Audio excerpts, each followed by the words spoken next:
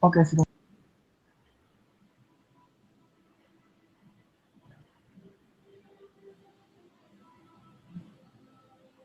Halo, Assalamualaikum warahmatullahi wabarakatuh. Kembali lagi dengan saya, Agnes Harvelian. Saya dari perwakilan Permira PPI Rusia. Hari ini diskusi online tes sore akan membahas masalah yang lebih aktual dan faktual tentang perlunya melindungi bisnis digital dengan hak kekayaan intelektual. Ya,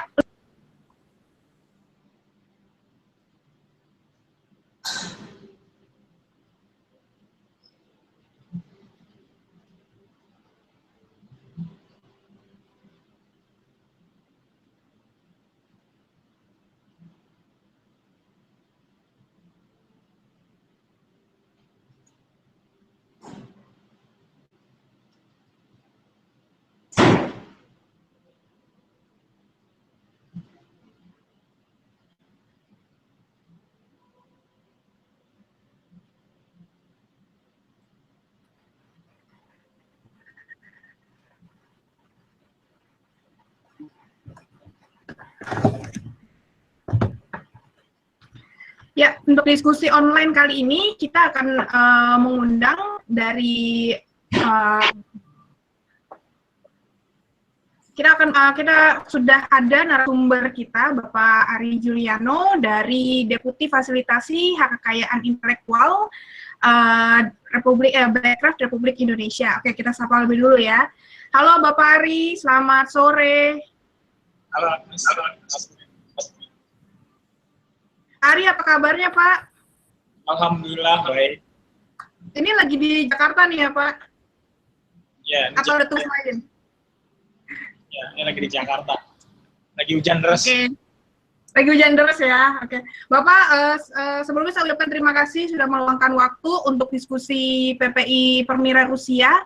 Yang mudah-mudahan nanti ini kita akan share ke 54 PPI negara dan kami meyakini bahwa diskusi ini pasti akan berjalan dengan lancar dan pasti berbawa manfaat. Terima kasih ya Pak sebelumnya. Ya. Oke.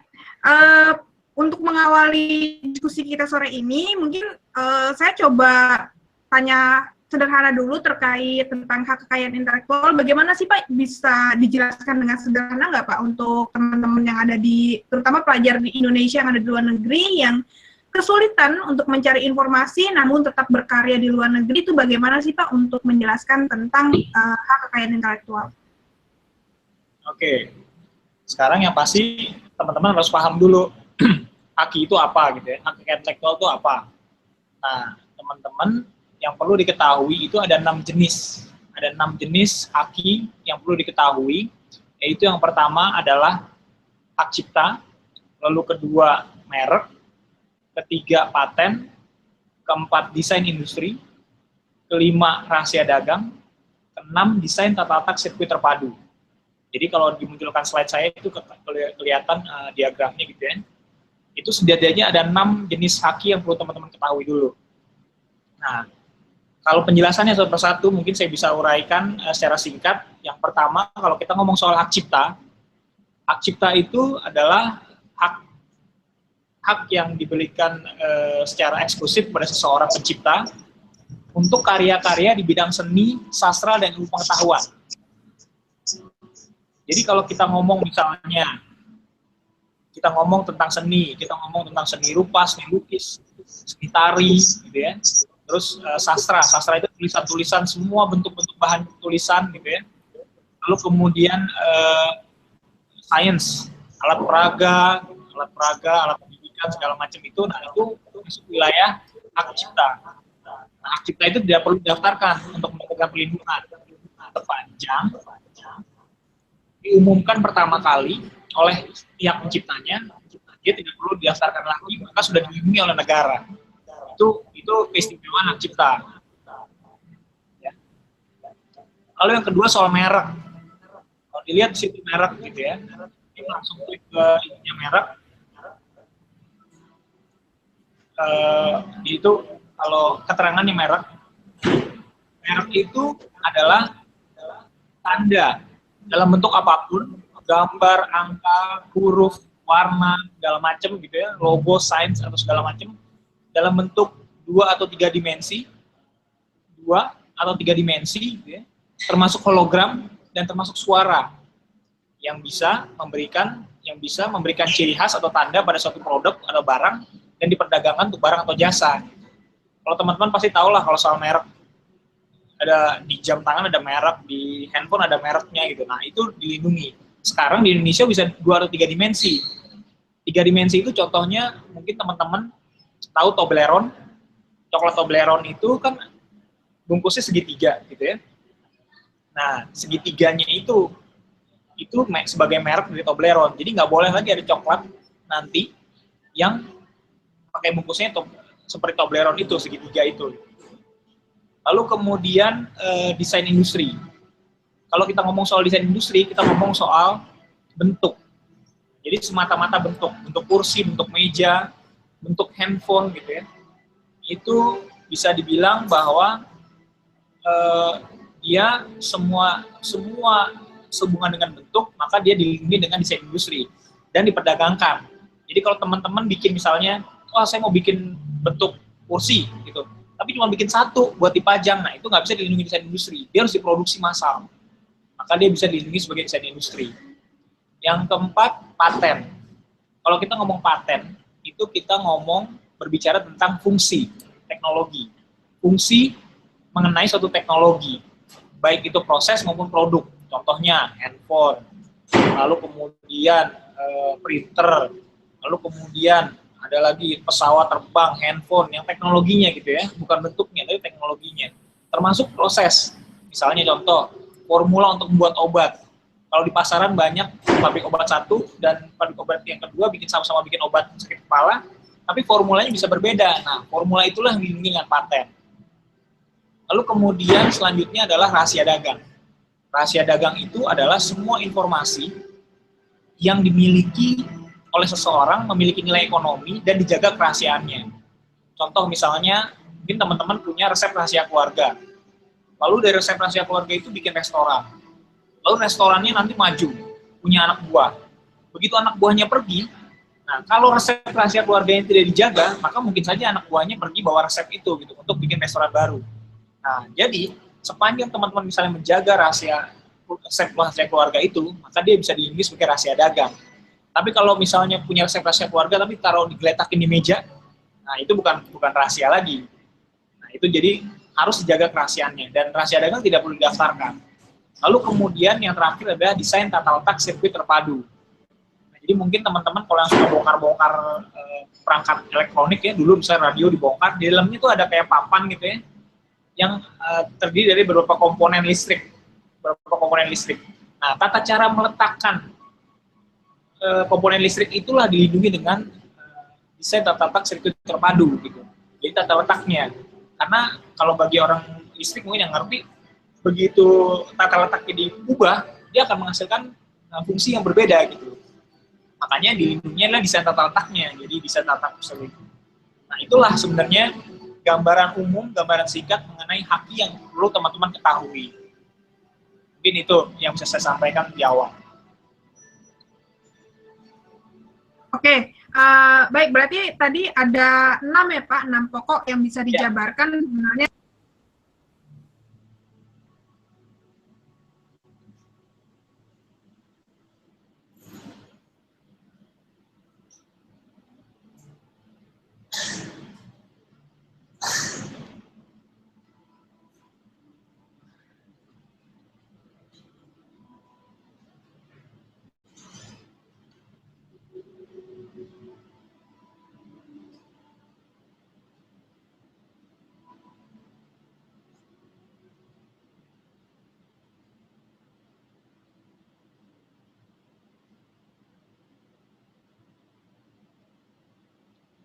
Atau bahkan mereka memiliki bisnis digital gitu ya, langsung pada bisnis itu, apa sih urgensinya terhadap HKI, Pak?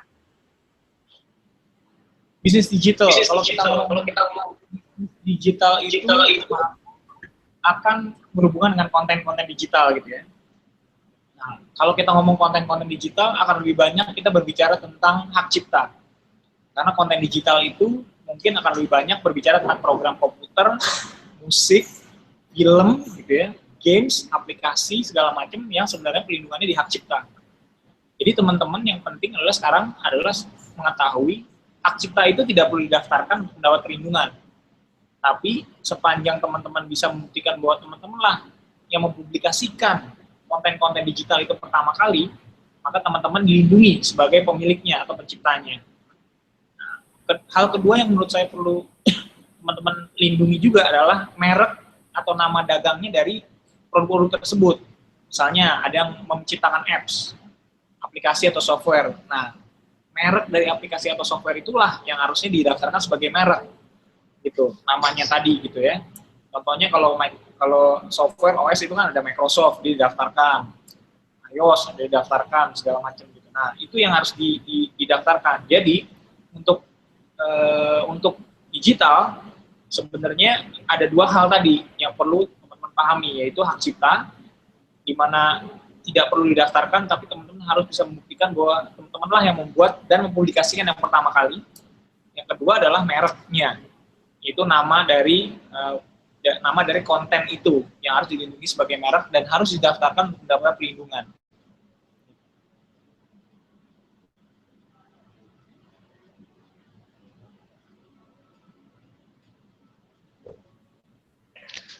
Pak Ari, saya boleh bertanya nggak? Ya. Ya, ini mana Mbak Agnes ya? Mau izin nanya nih. Kalau kan tadi kan Pak Ari barusan menyatakan bahwa tidak perlu mendaftarkan kalau untuk yang teknologi, maksudnya apa namanya kayak yang penting pertama kali menayangkan itu sudah bisa mengklaim sebagai yang ini ya, yang menciptakan begitulah karyanya itu. Nah, kalau misal itu kan kalau misal kita bicara ini apa namanya sesuatu yang bersifat viral seperti video ataupun itu. Tapi kalau misalnya kayak kalau kayak industri rumahan gitu loh Pak, yang nggak bersifat yang nggak bisa diviralkan alias kayak cuman dari mulut ke mulut seperti itu, kemudian dia anggaplah kayak misal punya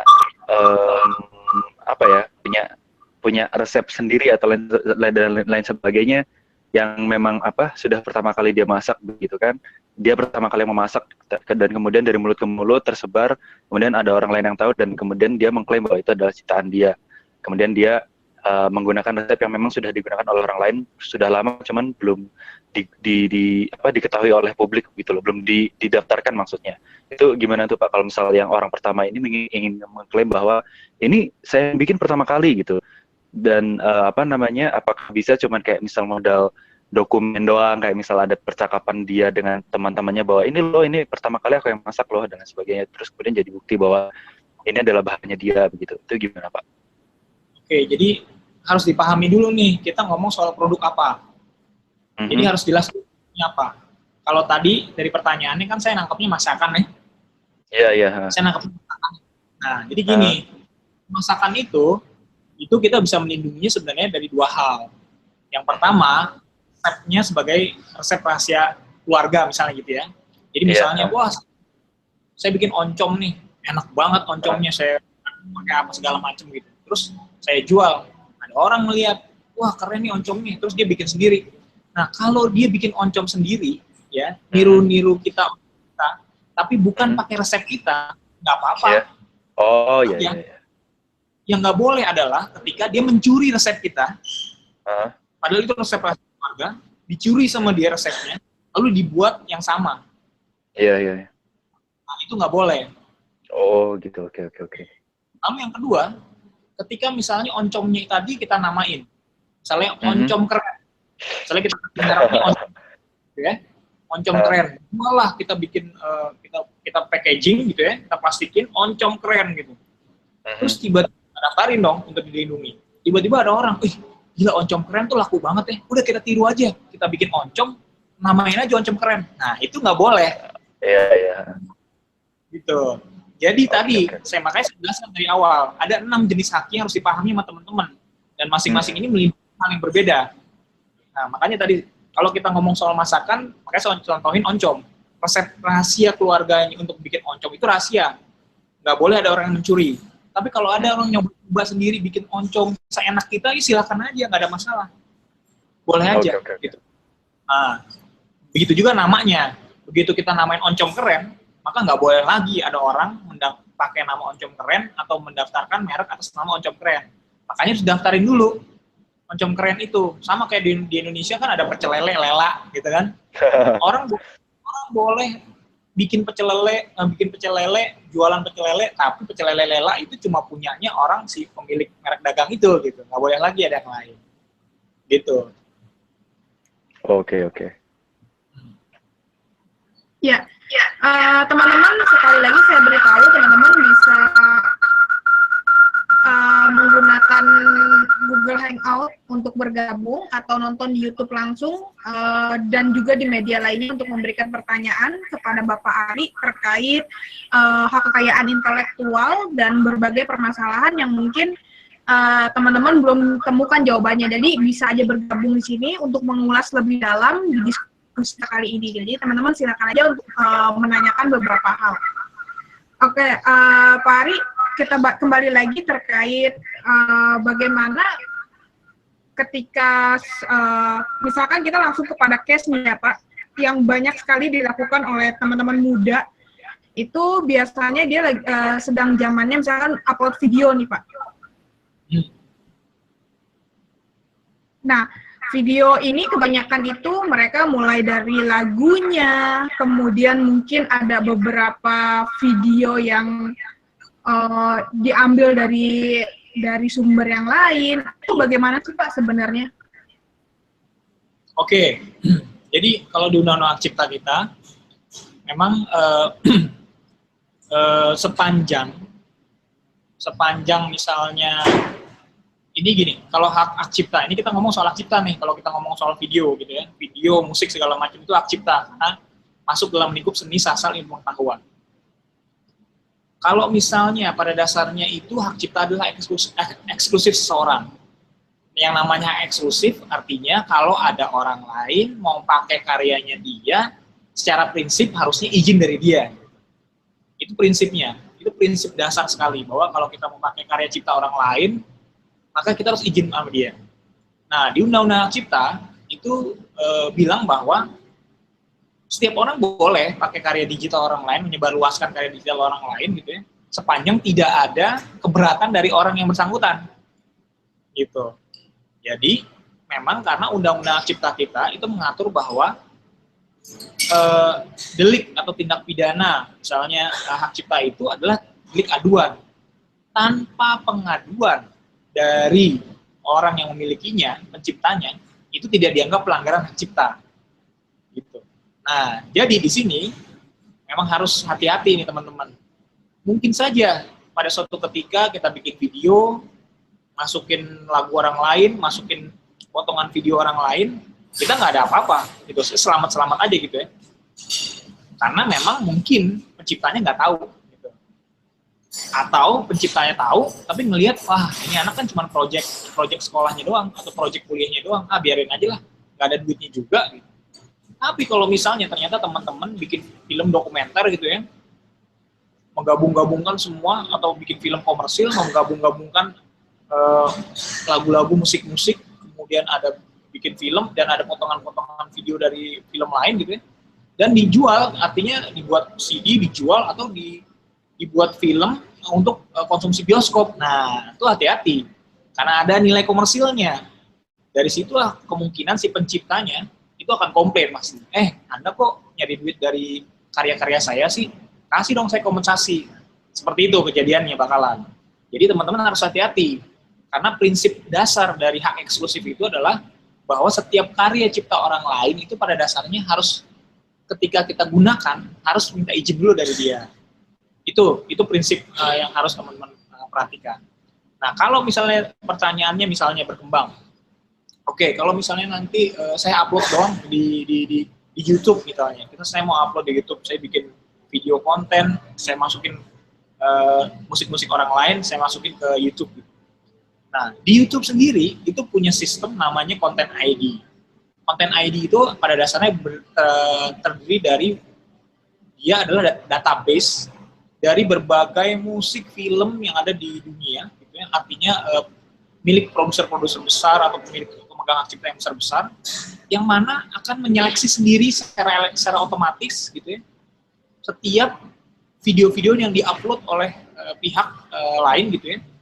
Dan ketika dia menemukan sidik jari digital yang sama gitu ya, digital signature yang sama gitu antara database dia dengan yang diupload, maka dengan otomatis dia akan menolak, maka akan dipending video itu untuk muncul di YouTube.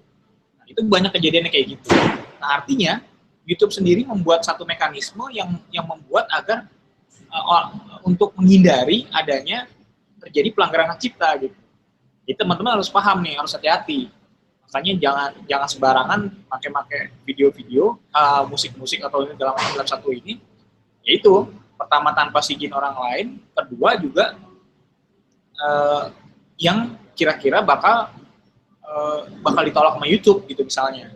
Karena pasti akan bermasalah ketika akan diupload ke YouTube. Ya, baik Bapak tadi terima kasih penjelasannya. Lalu kemudian berkembang Mbak ketika ternyata kita yang buat video gitu ya justru dijiplak oleh orang lain gitu, yang mana sebenarnya kita juga berpikir ya mereka yang menjiplak juga sesama teman-teman muda yang berkarya juga gitu, mau dipermasalahkan juga misalkan wah ini terlalu rumit. Lalu apa yang sebenarnya bisa kita lakukan Pak ketika ternyata video kita yang karya kita yang masih minim ini ternyata jadi dijiplak oleh orang lain? Oke, jadi yang pasti begini, pada prinsipnya kita boleh komplain ketika karya kita dijiplak, ditiru, diadaptasi gitu oleh orang lain gitu ya. Tapi yang harus teman-teman perhatikan di sini adalah bahwa pelanggaran cipta itu terjadi ketika dalam hal ini misalnya untuk dilakukan tindakan hukum baik pidana atau perdata, itu adalah ketika karya kita digunakan secara komersil, gitu ya. Karya kita digunakan secara komersil. Jadi kalau tadi dijiplaknya tadi adalah, wah musik saya udah bikin genjreng-genjreng di kamar, tiba-tiba ada yang denger, direkam sama dia di aransemen ulang, dijual gitu kan, segala macam. Nah, udah begitu ada unsur penjualannya dan dia dapat keuntungan, gitu ya. Keuntungan artinya selisih antara produksi dan ini ya, dan pendapatan ya, gitu ya. Jadi ada keuntungan. Nah, itu bisa kita klaim melakukan melalui gugatan perdata pertama yang pasti lewat pengadilan gitu, kita bisa minta ganti rugi, atau kalau kita nggak mau repot-repot kalau di Indonesia gitu ya kita lapor ke polisi gitu dengan membawa bukti-bukti bahwa itu pertama ini lagu ciptaan saya, ini ada not baloknya atau apa segala macam dan saksi-saksi yang melihat ketika saya menciptakan gitu ya. Kemudian kasih tahu ini yang udah dijiplak sama dia, ini ada CD-nya, ini ada penjualannya, dia menjual bukti-bukti foto-foto bahwa dia menjual, maka dia akan dikenakan tindak pidana. Nah, atau kalau misalnya memang kadang-kala misalnya tidak mau repot-repot melakukan upaya hukum, biasanya kita bisa menghubungi platform yang digunakan. Contoh misalnya YouTube. YouTube itu kadang-kadang juga bisa memberikan bantuan ketika misalnya video kita diupload tanpa izin kita. Kita udah bikin video capek-capek, kita juga udah produksi komersil, tiba-tiba di-burn, di-upload sama orang lain gitu ya. Kita bisa flag atau ngasih tahu ke YouTube, ke admin YouTube-nya untuk bilang bahwa tolong itu di take down dong. Bisa gitu. Dengan begitu nanti dia saluran distribusi channelnya dia bisa di-cut atau diblokir sama si YouTube tadi. Jadi memang sebenarnya menurut saya ada dua tindakan yang bisa kita lakukan, tindakan hukum maupun non-hukum. Tindakan hukum tadi, perdata pidana, yang non-hukum ini adalah dengan secara administratif menghubungi platformnya atau penyedia wadahnya. Kalau di video biasanya di YouTube gitu ya.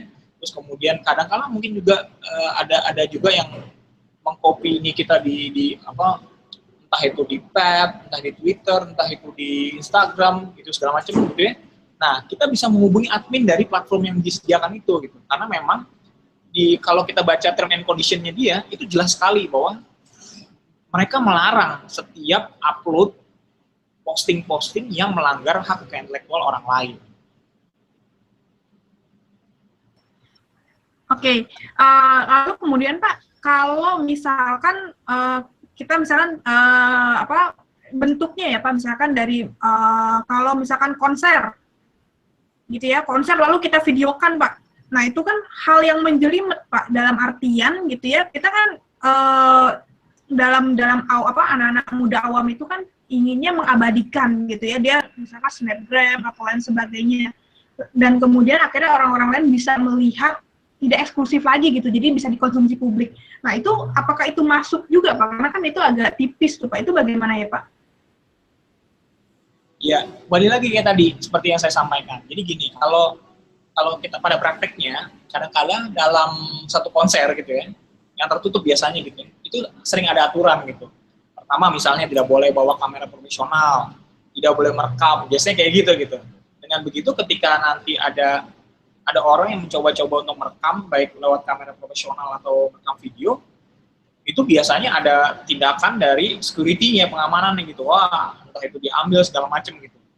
Nah, itu tindakan-tindakan preemptif atau preventif yang mereka lakukan biasanya. Tapi kadang-kala juga ada konsep-konsep yang nggak jelas gitu, nggak tegas gitu kan. Ini boleh apa enggak sih? Ya terserah lah gitu, pokoknya misalnya ya udah orang-orang pada foto posting segala macam gitu. Nah, disinilah kemudian kembali lagi tadi pertanyaannya, apakah si orang-orang yang tadi memposting hasil video dia, hasil foto dia untuk keuntungan komersil? Orang-orang itu apakah mendapatkan keuntungan komersil dari itu? Ketika misalnya itu hanya di posting-posting di sosial media pribadinya dia untuk sekedar memberitahukan teman-temannya segala macam bahwa saya ikut nonton gini segala macam gitu, dia tidak mendapat keuntungan komersil apapun, biasanya itu aman. Dalam artian misal yang penyanyi atau pelaku pertunjukan tadi gitu ya, biasanya musisi atau musisi tadi sih merasa oh bagus, itu untuk bahan promosi saya gitu, nggak ada masalah, biasanya kayak begitu gitu, karena memang orang-orang ini membantu dia untuk mempromosikan. Tapi ketika misalnya ada orang yang merekam full dari awal sampai akhir konser itu gitu ya, lalu kemudian dari hasil rekamannya full itu kemudian dijadikan DVD diperjualbelikan, nah saya yakin sekali pasti akan ada upaya hukum dari si pelaku pertunjukan tersebut, karena memang pelaku pertunjukan melihat gitu bahwa orang ini kok dapat duit ya dari ini saya ya, padahal saya nggak pernah mengasih izin sama sekali dia untuk merekam kemudian menjual belikan sampai dalam jumlah yang massal seperti itu. Itu pasti kayak begitu. Jadi sekali lagi saya sampaikan bahwa prinsip dasarnya tetap harus asas persetujuan gitu. Cuma ketika si pemilik melihat tindakan-tindakan seperti yang dilakukan oleh orang-orang itu, dia akan melihat apakah pertama tindakan itu merugikan dia secara komersil. Itu yang pertama. Yang kedua, apakah orang itu mendapatkan keuntungan ekonomi dari tindakannya dia. Kalau salah satu aja ini kejawab, ini biasanya akan ada upaya hukum atau tindakan hukum atau keberatan klaim somasi dari orang-orang yang merasa haknya dirugikan tadi. Jadi itu menurut saya dua hal ini yang mungkin perlu teman-teman perhatikan sebelum melakukan tindakan-tindakan perekaman, pengadaptasian, penggandaan segala macam dari karya-karya cipta orang lain. Iya Pak, tadi Bapak sampaikan terkait ekonomi right ya Pak ya. Lalu kemudian ketika memang itu tidak ada komersil, bagaimana dengan perlindungan moral atau hak moral dari si pemilik itu Pak? Iya, oke. Kalau kita ngomong hak moral itu kan artinya pertama itu adalah hak seseorang agar namanya selalu dicantumkan sebagai pencipta atau pemegang hak cipta dari karya tersebut. Yang pertama. Yang kedua adalah hak agar karyanya itu tidak dimutilasi, dimodifikasi segala macam sehingga akhirnya nanti itu berbeda dengan karya asalnya dia gitu. Di Undang-Undang Cipta kita sendiri itu jelas bahwa hak moral seseorang itu harus dihormati gitu. Nah, bagaimana cara menghormatinya ya seperti tadi gitu. Artinya setiap kita menggunakan karya orang lain ya harus disebutkan sumbernya, penciptanya siapa gitu. Termasuk juga ketika kita mau menggunakan karya orang lain, nggak boleh sembarangan kita motong-motong modifikasi. Misalnya ada karikatur orang, lukisan orang, gitu, terus kita kasih kumis sendiri gitu pada dari kumisnya, nah itu nggak boleh, jelas diubah-ubah, dimodifikasi segala macam. Nah cuma memang di undang-undang hak cipta kita itu tidak masuk tindak pidana, tapi boleh secara perdata seseorang itu mengklaim mensomasi orang lain agar menghormati hak moralnya dia.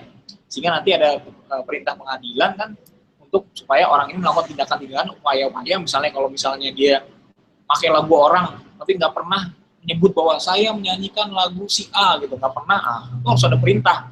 Anda harus bilang bahwa kalau menyanyikan lagu si A ya bilang ke umum bahwa saya menyanyikan lagu A, jangan seolah-olah dia nyanyi lagu sendiri sehingga orang menganggap oh itu lagunya si B bukan si A gitu. Nah, itu kayak begitu, pasti ada perintah pengadilan seperti itu. Kalau misalnya nanti dia tidak melakukan itu, bisa dilakukan, diminta ganti rugi gitu. Sedangkan yang kedua, misalnya melakukan mutilasi atau modifikasi, jelas nggak boleh. Pasti akan ada larangan untuk melakukan itu. Kayak dulu contohnya, ringback tone. Dulu penyanyi-penyanyi dulu nggak ngerti gitu. Dulu bikin lagu panjang-panjang, tiba-tiba dipotong pendek jadi ringback tone gitu. Nah, ada yang komplain, akhirnya ada penyanyi yang komplain. Dia komplain ke pengadilan, ini saya nggak mau nih kayak gini-gini. Pokoknya harus dibalikin, lagu saya harus yang full dijelaskan, kalau enggak, kalau dia melanggar itu saya minta ganti rugi. Itu bisa kayak begitu. Tapi secara pidana itu nggak bisa diterapkan karena memang undang-undang cipta kita tidak mengatur sanksi pidana terhadap pelanggaran hak moral orang lain. Oke, baik Bapak. Oke teman-teman, sekali lagi saya undang untuk teman-teman untuk bertanya langsung kepada Bapak Ari melalui sosial media kami secara live ya, dan juga ini kita tadi sudah membahas dan mengulas tentang hak cipta. Kemudian masuk ke merek nih Pak, ini ada pertanyaan Pak dari mahasiswa juga. Pertanyaannya begini Pak, oh ya, jadi ini yang sering ditemui, ini lucu nih pertanyaannya dan ini menarik banget. Kalau ada yang jualan produk gitu ya bermerek tapi KW Pak di medsos dan kita nggak tahu gitu ya, dan itu ternyata KW. Nah itu gimana Pak untuk dalam hal mereknya Pak? Atau gimana itu Pak? Ya yang pasti kalau yang pasti membuat barang yang dengan merek palsu atau memperdagangkan gitu ya, itu merek palsu pasti ada sanksi pidananya, itu udah pasti gitu, ada sanksi pidananya. Nah sekarang sebenarnya ya kalau mau dipermasalahkan orang ini, dia bisa dikenakan sanksi pidana gitu, pidana penjara dalam hal ini kalau mau dilaporkan. Cuma sekarang menurut saya memang akhirnya tanggung jawab dari pengelola situs misalnya atau pengelola portal yang menjual belikan barang-barang itu gitu. Di mana memang seharusnya ada kewajiban dari si pemilik portal jual beli itu, entah itu dia cuma memiliki portal atau dia bikin sendiri gitu ya, untuk jelas melakukan upaya-upaya seleksi gitu atau kurasi terhadap barang-barang yang akan diperjualbelikan di portal atau situsnya dia gitu. Itu harus ada upaya kayak gitu. Karena kalau dia tidak melakukan hal seperti itu, maka dia dianggap membantu terjadinya tindak kejahatan itu gitu. Yaitu membantu jual beli barang KW atau bajakan tersebut. Jadi itu yang sebenarnya perlu dipahami juga sama teman-teman. Sedangkan tindakan kita ya jelas, ketika kita mengetahui hal itu, kita harus minta ganti rugi gitu. Ganti rugi ke siapa? Ya bisa langsung ke orang yang menjualnya, atau kita sampaikan kepada si pengelola situs agar menyelesaikan hal ini. Karena bagaimanapun juga teman-teman harus pahami nih, kalau mau melakukan transaksi e-commerce itu, jadi mau beli secara online barang-barang dari portal-portal belanja itu, harus dibaca term and condition-nya gitu. Jadi jangan sampai nanti di situ ada tiba-tiba ada ketentuan pemilik portal tidak bertanggung jawab apabila ternyata barang dagangannya itu palsu, misalnya kayak gitu. Nah, nanti kita rugi sendiri kalau sampai kayak begitu gitu. Artinya dia lepas tangan gitu. Padahal penjualnya mungkin bisa kabur gitu. Nah, jadi harus perhatikan juga apakah portal ini bonafit atau bertanggung jawab dengan segala yang dijual di situ gitu. Jadi jangan sembarangan juga beli-beli di portal-portal itu yang nggak jelas ketentuannya kayak gitu. Tapi mungkin juga nanti dilihat ada ketentuan yang misalnya kalau misalnya Anda merasa Anda tidak serap, tidak komplain dengan spesifikasi lah, dengan mereknya yang juga bajakan segala macam, kami akan melakukan upaya-upaya sebagai berikut. Nah, itu ada portal-portal yang seperti itu gitu. Nah, jadinya itulah yang menurut saya teman-teman harus melakukan seleksi sendiri sebelum melakukan jual beli atau transaksi di portal-portal belanja tersebut. Iya, baik Pak. Lalu kemudian sebenarnya kita ketahui bersama pasti ada itu kan perlindungan konsumen ya Pak. Lalu sejauh mana sih Pak sebetulnya kan teman-teman banyak anak-anak muda apalagi di luar Indonesia itu kan tidak paham akan hal itu Pak. Lalu sebenarnya bagaimana sih Pak sosialisasi yang bisa disampaikan terkait hal-hal yang tadi yang Bapak sampaikan demikian, kemudian ada perlindungannya Pak, gitu, perlindungan dan pencegahannya juga, gitu. Selain memang dari diri kita yang juga harus lebih waspada untuk membeli sesuatu atau mengkonsumsi sesuatu. Sorry, ini tentang apa? Tentang haki? Iya, terkait tadi Pak, terkait ternyata apa yang kita beli tidak sesuai gitu Pak, tidak sesuai dan tidak original, dan apakah itu apakah negara melindungi itu semua gitu? Ya, jadi pertama gini, kalau teman-teman ingin tahu tentang haki sendiri gitu ya, tentang hal-hal yang bersih, tentang hal-hal pengetahuan tentang haki, pertama teman-teman bisa kalau HP-nya Android sekarang gitu ya, bisa download aplikasi BIMA. BIIMA gitu ya, itu masih saat ini masih di Android, kita lagi sedang develop di iOS-nya.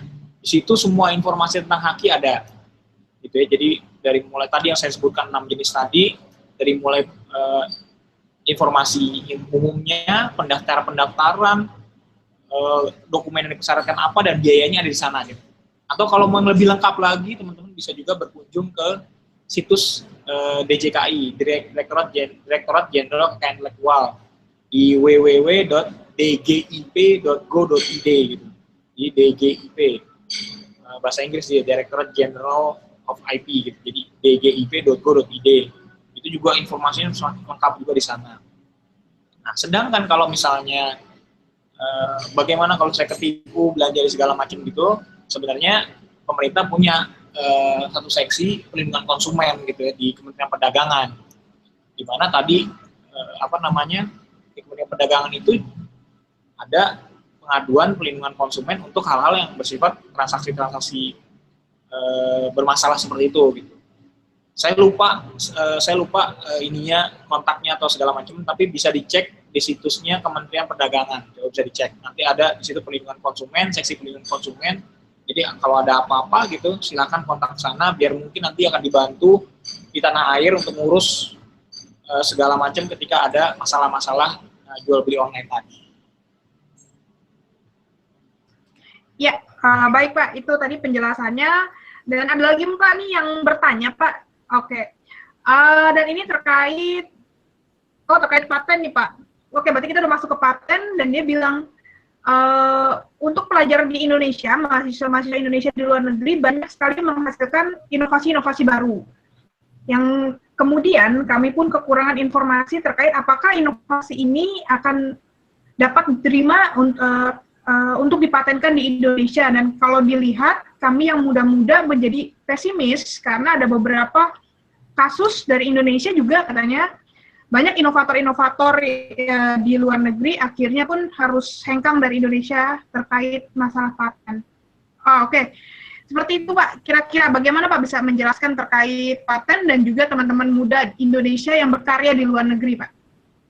Oke, jadi gini, tadi saya sampaikan bahwa paten itu adalah melindungi teknologi, ya, melindungi teknologi. Jadi kalau punya inovasi dalam bentuk teknologi, baik produk atau proses tadi, formula obat, atau formula-formula untuk membuat satu produk tertentu gitu ya, itu bisa dilindungi dengan paten. Pelindungan paten itu sifatnya teritorial, artinya dia hanya dilindungi di negara tempat dia didaftarkan. Jadi kalau misalnya ada teman-teman yang sekolah sekarang di Rusia, bekerja di lab segala macam, akhirnya jadi punya sesuatu produk, teknologi itu, dan didaftarkan paten di Rusia, maka paten teman-teman itu hanya dilindungi di Rusia. Tidak dilindungi di Indonesia kalau dari dipatenkan. Makanya kalau misalnya mau dipasarkan di Indonesia, maka harus didaftarkan juga patennya di Indonesia, gitu. Jadi prinsipnya seperti itu, gitu ya. Nah sekarang bagaimana kemudian bagaimana sebenarnya inovasi atau invensi gitu bahasanya, gitu ya, yang dilindungi paten, gitu. Nah sebenarnya ada 3 syaratnya. Pertama, novelty, kebaruan. Jadi dia harus baru. Baru ini dalam artian tidak ada teknologi yang telah ada sebelumnya yang sama dengan dia gitu. Kalau pengembangan oke lah gitu. Tapi kalau misalnya ternyata teknologinya sama dengan yang sudah ada sebelumnya, biasanya ini akan ditolak karena tidak baru lagi. Yang kedua, itu memiliki langkah-langkah inventif gitu. Artinya nggak tiba-tiba kayak sulap gitu. Dari mulai unsur A bisa jadi Z gitu. Nah lo bisa dari A sampai Z gitu. Kan harusnya ada A, B, C, D, F, G, Z baru gitu. Jadi ada langkah-langkahnya yang bisa dijelaskan secara teknis oleh si penemunya gitu. Jadi bukan abrakadabra jadi sesuatu gitu. Dan yang ketiga, bisa diterapkan dalam industri gitu. Jadi bukan hanya kita berhayal, wah saya mau menciptakan mesin waktu lah, hayal nulis panjang lebar 1 buku, 2 buku, 3 buku, tapi pertanyaannya bisa diterapkan dalam industri nggak? Wah nggak bisa, ini cuma hayalan saya, ya percuma, berarti nggak bisa dipatenkan. Jadi Anda harus memenuhi 3 syarat ini, novelty, unsur kebaruan, yang kedua itu tadi mengandung langkah inventif, jadi harus jelas langkah-langkah untuk menciptakan sesuatu, dan yang ketiga harus bisa diterapkan dalam industri. Nah jadi kalau tadi misalnya, wah kalau gimana di Indonesia nih, kok susah banget misalnya paten, saya udah daftar ini, terus wah jadi nggak usah lah di paten Indonesia. Ya Anda pertanyaannya balik lagi ke Anda gitu, Anda memenuhi 3 syarat ini nggak misalnya gitu. Apakah produk Anda novelty, baru, novel gitu. Oke, baru. Apakah menurut Anda punya langkah inventif? Ya. Apakah benar-benar bisa diterapkan dalam industri? Ya. Ya udah, berarti ya Anda sebenarnya bisa didaftarkan. Kalaupun ditolak, misalnya gitu ya, wah saya ditolak nih pendaftaran saya. Anda bisa punya kesempatan untuk banding ke komisi banding paten namanya. Di mana di sana nanti bisa diproses lagi. Anda bisa argumentasi bahwa harusnya diterima dong. Alasannya begini. Oke. Kalaupun misalnya Anda masih kalah lagi di komisi banding paten, Anda bisa masih masuk ke pengadilan, di mana Anda bisa mempertahankan bahwa saya nggak boleh sebenarnya ditolak nih, karena saya punya argumentasi yang jelas tentang hal ini. Nah, jadi dari mulai komisi banding paten, dari mulai pengadilan, Anda bisa fight terus untuk bisa bilang bahwa karya saya atau teknologi yang saya hasilkan, ciptakan ini harusnya bisa diberikan paten. Seperti itu. Nah, jadi menurut saya kalau ada orang-orang yang ya itu tadi paten kok susah di Indonesia ya, udah kita hengkangnya segala macam gitu misalnya. Ya karena kan memang mereka nggak memenuhi syarat untuk didaftarkan sebagai paten. Seperti itu mungkin biasanya. Iya. Lalu kemudian Pak, kalau misalnya kita berkembang lagi pertanyaannya, misalkan Pak, kan karena memang paten teritorial, dia belum didaftarkan di Indonesia, namun itu adalah warga negara Indonesia yang punya paten di luar negeri. Ketika ada permasalahan, apakah pemerintah Indonesia bisa mensupportnya gitu? Walaupun nanti dengan berbagai macam cara, Pak, tapi paling tidak, apakah nantinya paten yang tidak dipatenkan di Indonesia atau di luar negeri itu bisa mendapatkan support ketika nanti ada suatu permasalahan, Pak? Gimana, Pak? Oke, jadi pada dasarnya pemerintah Indonesia melalui kedutaan besar atau perwakilan di luar negeri itu selalu siap membantu segala permasalahan hukum yang terjadi oleh warga negaranya gitu ya, pasti gitu. Makanya nanti akan kita lihat nih case by case gitu. Sebenarnya misalnya ketika dia ada masalah, yang sering terjadi adalah misalnya ada orang datang punya teknologi dijual di luar negeri, tiba-tiba produknya di-ban gitu. Wah nggak boleh jualan. Kenapa? Karena ini udah patennya milik orang lain. Nah, kok bisa patennya orang lain? Karena padahal saya udah punya patennya di Indonesia gitu. Harusnya nggak lalu dicek, oh ternyata orang ini mendaftarkan patennya belakangan setelah paten di Indonesia didaftarkan. Nah, artinya sebenarnya dari unsur kebaruan, karena misalnya sama teknologinya gitu, orang ini seharusnya tidak bisa didaftarkan patennya gitu. Karena udah tidak baru lagi. Sudah ada di Indonesia yang sudah didaftarkan, atau di seluruh dunia misalnya udah ada gitu, dan dia tidak dipatenkan, makanya nggak boleh didaftarkan paten. Jadi mungkin upaya-upaya yang bisa dilakukan nanti kita bisa membantu, misalnya meyakinkan pemerintah negara lain itu bahwa teknologinya, misalnya paten ini ternyata nggak baru lagi. Jadi mungkin kita lakukan upaya-upaya misalnya penghapusan paten yang ini, seperti yang dilakukan misalnya oleh beberapa negara, beberapa produk yang produk asing, misalnya merek, misalnya kita ambil contoh merek gitu ya, merek asing kan sering banyak yang didaftarkan di Indonesia duluan nih. Nah, pemerintah negaranya itu membantu tuh supaya merek-merek Indonesia yang ternyata mendompleng nama-nama merek-merek asing terkenal ini agar segera dicabut. Tapi sekali lagi itu proses pengadilan. bagaimana nanti pengadilan itu melihat, misalnya apakah ternyata benar apa yang argumentasi kita. Kalau argumentasi kita bisa diterima hakim, maka itu akan diterima. Tapi yang paling penting adalah tentu ada pendampingan yang dilakukan oleh perwakilan di negara-negara tersebut, perwakilan pemerintah negara tersebut, baik dubes, maupun konjen mungkin gitu ya, terhadap masalah-masalah haki yang dihadapi oleh pihak lain, oleh warga negara Indonesia. Ya, oke. Baik, seperti itu. Jadi teman-teman yang pelajar di Indonesia yang sedang kuliah di luar negeri, jadi jangan khawatir karena ada beberapa hal juga yang tetap bisa diusahakan ketika ada permasalahan terkait paten. Gitu. Jadi jangan pesimis gitu ya. Pak Ari, kemudian ketika kalau kita bicara lebih secara general bahwa sebetulnya Badan Ekonomi Kreatif ini baru sangat membooming pada saat pemerintahan saat ini, kenapa itu tidak dilakukan jauh-jauh waktu gitu di pemerintahan sebelumnya? Kenapa memang, apakah baru tahun ini atau periode ini memang ekonomi kreatif di Indonesia mulai meningkat, atau memang kesadarannya yang kurang ternyata, walaupun tahun sebelumnya pemerintahan sebelumnya ternyata ekonomi kreatif kita juga masih meningkat terus, tapi kesadarannya baru ada sekarang. Itu gimana sih Pak? Oke. Nah, jadi kalau kita bicara tentang ekonomi kreatif gitu ya, sebenarnya pemerintah Indonesia gitu sebelum Presiden Joko Widodo sendiri memang sebenarnya sudah memperhatikan. Jadi dari sejak tahun 2009 kalau saya tidak salah, itu ada satu unit khusus di Departemen Perdagangan, itu namanya masih Departemen Perdagangan, gitu. Itu yang punya satu unit kerja khusus tentang ekonomi kreatif gitu, di bawah Ibu Mara Pangestu gitu ya. Lalu kemudian pada perkembangan selanjutnya Presiden SBY membuat kementerian baru gitu yang disebut Kementerian Pariwisata dan Ekonomi Kreatif gitu.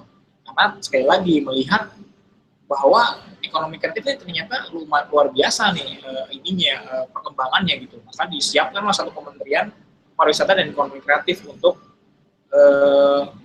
mengembangkan ekonomi kreatif tersebut itu di Indonesia gitu.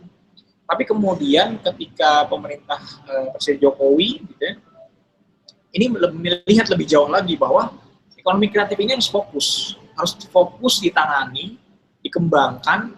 Jadi tidak cukup dengan menggabungkan dalam satu kementerian bersama dengan bidang lain gitu, yaitu pariwisata. Itulah kenapa Presiden Joko Widodo kemudian berinisiatif untuk membentuk badan tersendiri yang disebut Badan Ekonomi Kreatif.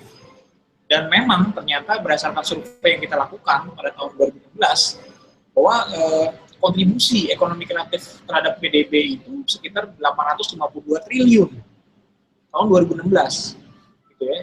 Dan kalau dibandingkan tahun-tahun sebelumnya, ternyata peningkatannya itu hampir mencapai 100 triliun setiap tahunnya gitu dari ekonomi kreatif tersebut. Nah, kita melihat ini suatu potensi yang luar biasa dan harus dikembangkan dengan benar gitu. Jangan sampai kita salah langkah lagi atau tidak fokus justru. Karena ternyata memang perkembangan di dunia ketika misalnya minyak dan gas serta barang tambang lainnya, batu bara lain-lain itu mulai udah turun kontribusinya terhadap pendapatan negara, baik Indonesia maupun berbagai negara, maka orang-orang semuanya mengalihkan perhatiannya kepada ekonomi kreatif. Karena ekonomi kreatif kan bahan dasarnya itu ide sebenarnya, yang mana itu nggak mungkin habis sepanjang manusia masih mau berpikir. Jadi semua akhirnya serempak, seluruh dunia itu sudah mengakui bahwa ekonomi kreatif ini bakal jadi ekonomi masa depan. Gitu. Oleh karena itu bahkan Presiden Joko Widodo sendiri yakin, optimis bahwa suatu saat nanti ekonomi kreatif akan jadi tulang punggung perekonomian nasional. Itu yang dia tuliskan waktu pada satu kesempatan gitu di depan umum. Gitu. Nah itulah kenapa melihat visi beliau itu, makanya beliau berani mengambil inisiatif agar memisahkan ekonomi kreatif tersebut jadi satu badan tersendiri yang menanganinya, itu Badan Ekonomi Kreatif, itu atau Bekraf singkatannya gitu ya. Pada bulan Januari 2015 didirikan gitu ya, tapi baru efektif sebenarnya pada tahun 2016, di mana anggaran baru turun 2016. Makanya memang lembaga kami atau badan kami ini baru efektif sebenarnya 1 tahun lebih lah, walaupun didirikan Januari 2015.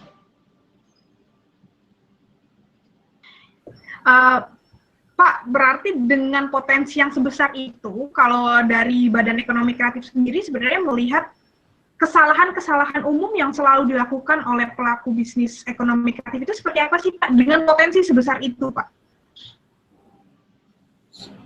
Sebenarnya bukan, saya sih nggak ngeliat kesalahan ya. Jadi selama ini pelaku ekonomi kreatif itu bergerak sendiri-sendiri secara organik gitu ya.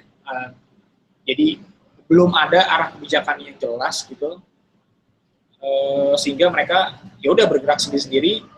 Kalau ada yang berkembang ya bagus, tapi ada juga yang mati gitu. Karena memang pada saat sebelumnya, sebelum Backcraft didirikan, ekosistemnya itu belum jalan gitu, belum ekosistemnya belum membantu para pelaku ekonomi kreatif ini agar mudah berusaha. Ambil contoh, salah satunya misalnya di bidang perfilman.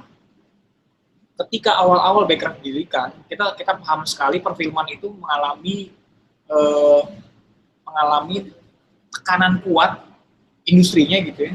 Ketika jumlah bioskop di Indonesia itu sekitar 1000 layar gitu ya, dengan jumlah penduduk 250 juta.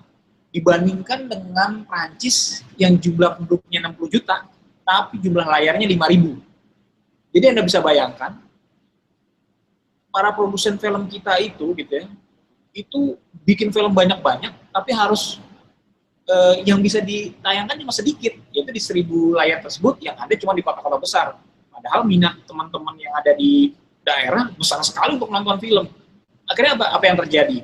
Teman-teman di daerah akhirnya nyari DVD bajakan dong, karena nggak ada bioskop, gitu. Mereka cari DVD bajakan. Nah, kalau udah DVD bajakan yang dicari, udah industrinya kolaps. Akhirnya bergantung pada bioskop yang jumlahnya sedikit.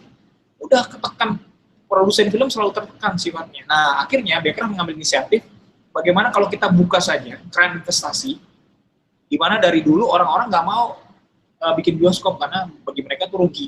Kalau gitu, kalau orang Indonesia nggak ada mau bikin bioskop, kita undang aja orang luar bikin bioskop. Akhirnya kita usulkan pembukaan investasi asing 100% untuk industri perfilman, dari mulai produksi, distribusi sampai eksibisi, yaitu tadi bioskop tadi, dengan harapan perfilman akan bergairah gitu karena adanya suntikan modal dari asing untuk membangun perekonomian industri film ini, dengan misalnya memperbanyak jumlah bioskop yang selama ini mungkin hanya tadi 1000 layar yang terpusat di kota-kota besar dan dimiliki satu kelompok tertentu gitu kan.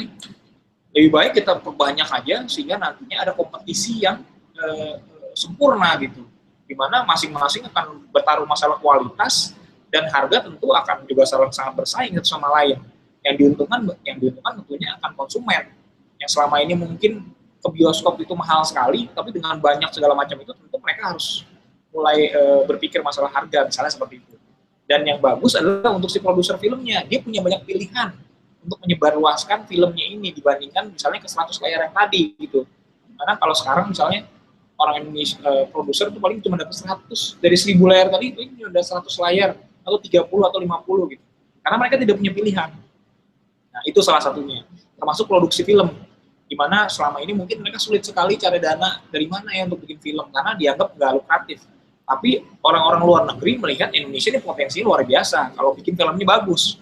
Dan terbukti tahun 2016 ada 10 film yang bisa mencapai 1 juta lebih, gitu ya. Ini nggak pernah ada dalam sejarah perfilman Indonesia, ya. Nggak pernah ada dalam perjalanan perfilman Indonesia. 1 tahun ada 10 film mencapai 1 juta lebih penonton gitu, bioskop gitu ya. Artinya pasarnya luar biasa sebenarnya kalau filmnya berkualitas. Nah, makanya itu membuat para produser film asing gitu atau investor asing tertarik sekali untuk berinvestasi di film di Indonesia gitu. Nah, yang salah satu yang terwujud misalnya adalah Wiro Sableng. Wiro Sableng itu jelas dia kerjasama dengan Fox. Jadi ada satu produser film Indonesia gitu ya, kerjasama dengan Light Pictures namanya, kerjasama dengan Fox Film itu untuk membuat Wiro Sableng, film Wiro Sableng gitu. Wah, itu dananya luar biasa karena memang dia berani untuk menginvestasikan dananya. Nah, itu sebenarnya itu yang lagi dibangun oleh Backcraft. Jadi Backcraft membangun ekosistem yang baik sehingga nantinya teman-teman pelaku ekonomi kreatif ini bisa lebih mudah untuk berusahanya. Tidak ada kendala modal, tidak ada kendala pemasaran, tidak ada kendala perizinan, tidak ada kendala perlindungan haki seperti itu. Itu yang kita ingin bangun. Sehingga nantinya kita harapkan semua pelaku ekonomi kreatif itu bisa mengembangkan dirinya dan kontribusinya tentu saja bisa lebih besar lagi untuk negara. Ya, oke, baik Pak. Dan itu jadi salah satu informasi juga untuk kita semua terkait di bidang perfilman ya Pak, dan beberapa hal juga sesuatu hal yang baru juga jadinya untuk kita semua. Dan kemudian Pak, kalau kita lebih turun ke bawah kan, kalau perfilman itu kan memang bisnis kreatif yang besar ya Pak ya, dalam artiannya ya memang dengan modal yang cukup besar. Lalu kemudian kalau kita turun ke bawah dengan potensi anak muda dengan segudang ide, yang mana saat ini berjamur sekali Pak, anak muda pengen jadi pengusaha. Karena kan mudah dengan buka startup, buka Facebook, jualan, udah jadi pengusaha gitu. Dan kemudian mereka jarang sekali biasanya untuk mendaftarkan sesuatu karya mereka, startup mereka, bukan hanya bicara HKI gitu ya Pak, bicara untuk menjadikan company mini mereka ini menjadi legal saja pun mereka harus berpikir berulang kali karena akan banyak nantinya kewajiban-kewajiban yang akan menyulitkan mereka ketika harus dilegalkan atau berbadan hukum dan sebagainya. Jadi sebelum bicara HKI mereka pun kepusingan di daerah di bidang situ Pak. Lalu kemudian yang coba ingin saya tanyakan kepada Bapak itu, dari berjamurnya startup dari karyanya teman-teman muda ini, memang bagaimana caranya dari Backcraft sendiri untuk membuat ekosistem itu paling tidak kesadaran teman-teman muda itu bisa lebih meningkat terkait pentingnya HKI dan lain sebagainya. Ya, jadi kalau tadi disampaikan, memang masalahnya bukan HKI aja gitu ya. Jadi ketika orang bikin startup, dia harus paham bagaimana mengelola perusahaan gitu ya. Itulah kenapa Backcraft punya program namanya Backup, Backcraft for Pre-Startup. Jadi sebelum orang itu membuat perusahaan, dia harus paham dulu apa sih sebenarnya harus dilakukan ketika nanti dia punya perusahaan. Makanya pre-startup-nya kita dorong untuk dia punya skill atau keterampilan atau kemampuan berbagai hal dalam persiapkan membuat perusahaan ini. Dari segi manajemen SDM, manajemen finansial, haki, memahami kontrak bisnis, segala macam itu ada. Jadi itu ada, kita punya pelatihan-pelatihannya seperti itu dalam program Backup tadi gitu ya. Lalu kemudian ketika mereka punya produk gitu ya, kita punya produk dan harus dilindungi hakinya, tapi nggak punya dana atau modal untuk mendaftarkan hakinya. Karena memang mendaftarkan haki itu bukan hal yang murah gitu. Satu merek aja didaftarkan itu 2 juta rupiah gitu ya, satu merek, satu kelas gitu. Makanya Backcraft, khususnya deputi fasilitasi haki dan regulasi, punya program fasilitasi pendaftaran haki untuk para pelaku ekonomi kreatif yang skala ekonominya kecil dan mikro. Jadi skala kecil dan mikro itu yang asetnya di bawah 50 juta gitu. Jadi itu yang kita bantu untuk pendaftaran hakinya, baik membantu secara teknis, jadi mempersiapkan dokumentasi segala macam, dan finansialnya gitu dari itu. Sehingga nanti teman-teman itu bisa punya haki yang dilindungi dengan bantuan Backcraft. Lalu ketika dia memang membutuhkan lebih jauh lagi dalam hal ini, misalnya saya butuh mendirikan perusahaan karena misalnya ternyata ada kebutuhan dari dia ketika dia mendapatkan investornya butuh nih, saya pengen Anda jelas nih badan hukumnya, jangan sampai saya invest duit ternyata buat dipakai sendiri doang. Jadi saya butuh ada badan hukum yang jelas gitu, maka saya baru mau invest misalnya. Nah biasanya kemudian dia akan nyari-nyari notaris, tapi dia juga punya duit untuk bayar notarisnya gitu. Modalnya mungkin ada gitu, nanti akan dimodalin sama investor, tapi notarisnya gimana? Terus nanti perizinannya gimana? Kita punya program namanya fasilitasi pendirian badan hukum. Jadi buat teman-teman pelaku ekonomi kreatif yang memang ternyata skala ekonominya kecil dan mikro tadi, yang tadi kalau ada peraturan Menteri Hukum dan HAM itu modal usahanya itu 10 jutaan gitu ya. Modal usaha itu 10 jutaan. Nah, itu kita bantu tuh untuk pendiriannya dengan misalnya kita membayarkan fee notarisnya, biaya notarisnya kita bayarin.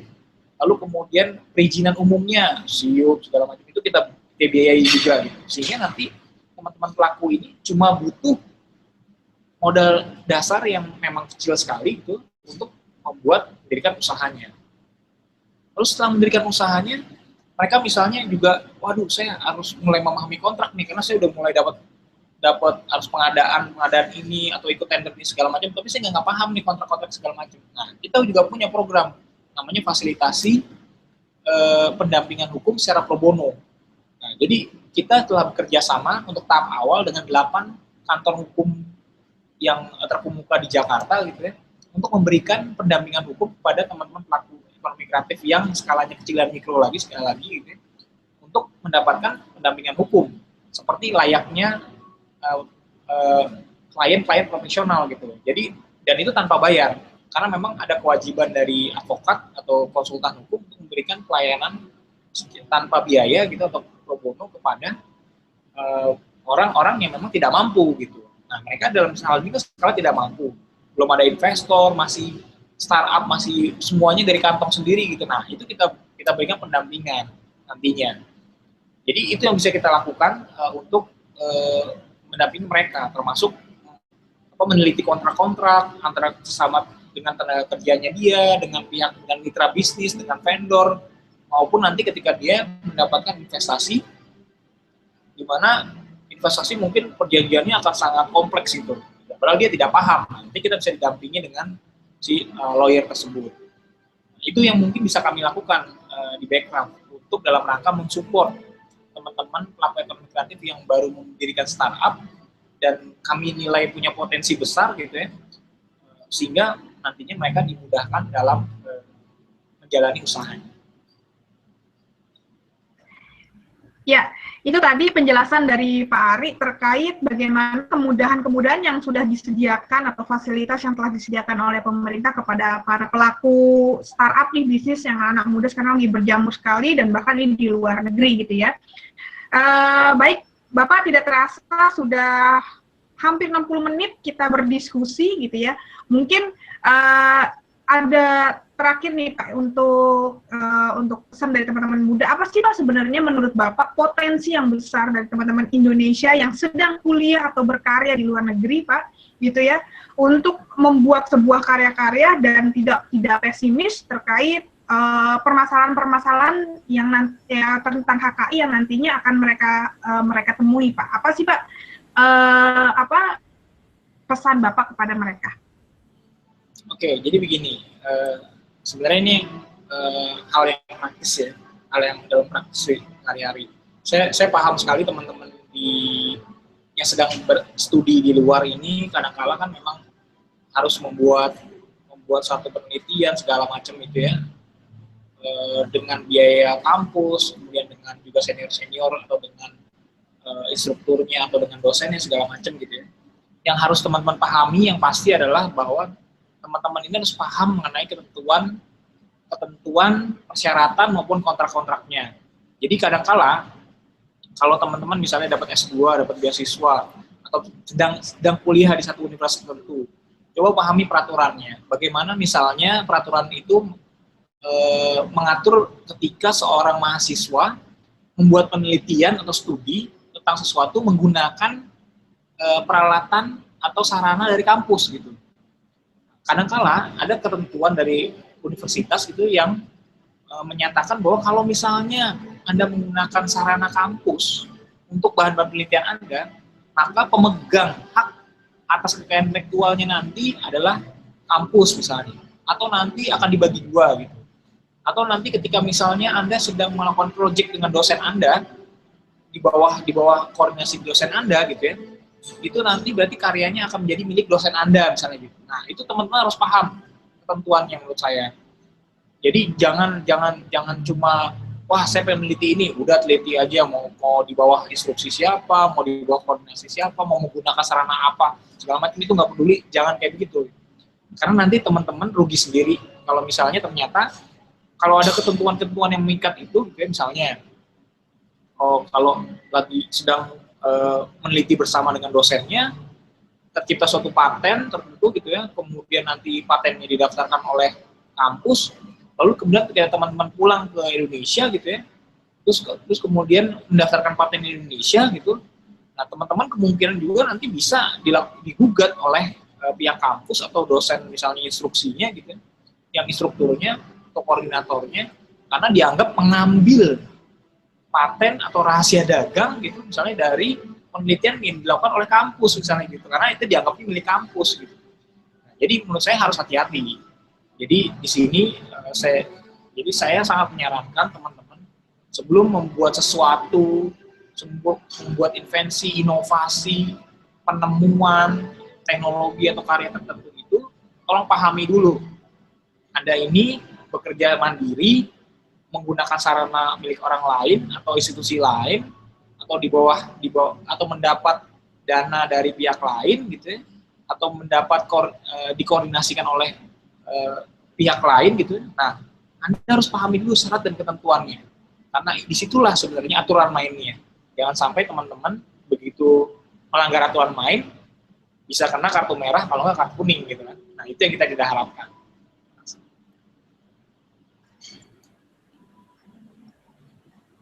Ya. Oke, baik teman-teman. Jadi itu tadi pesan dari Pak Ari. Jadi walaupun belajar dan meneliti juga itu perlu diketahui dan perlu diketahui seluruhnya aturan-aturan mainnya, dan jangan sampai nanti justru malah rugi sendiri. Baik Pak, terima kasih 60 menit yang berkualitas sekali sore hari ini. Jadi memang dunia digital saat ini seperti pedang bermata dua gitu ya. Di satu sisi ini membawa sebuah keberkahan, dan di satu sisi juga akan memiliki berbagai tindak mungkin nanti kriminalitas ke depannya, atau beberapa hal yang memang ini telah difasilitasi oleh pemerintah melalui Badan Ekonomi Kreatif Republik Indonesia terkait permasalahan HKI dan lain sebagainya gitu ya. Terima kasih untuk semua teman-teman yang bergabung, dan terima kasih Pak Ari untuk 60 menit kebersamaan bersama PPI Permira Rusia, dan nanti video ini akan di-share juga untuk PPI 50 PPI negara lainnya Pak, gitu, dan bisa diakses di YouTube langsung. Terima kasih banyak waktunya ya Pak. Sama-sama, terima kasih juga udah ngobongin saya. Iya, yang mudah-mudahan nanti bisa berlanjut lagi sama PPI yang lain, juga PPI dunia. Jadi mungkin di Moskow, di Rusia masih siang nih Pak, gitu. Ya, jadi ya mungkin ya itu aja dari saya, dan terima kasih sekali lagi. Kita undur diri, nanti akan saksikan di edisi berikutnya terkait diskusi online Permira Rusia, dan selamat sore untuk di Jakarta. Sore. Sore Pak.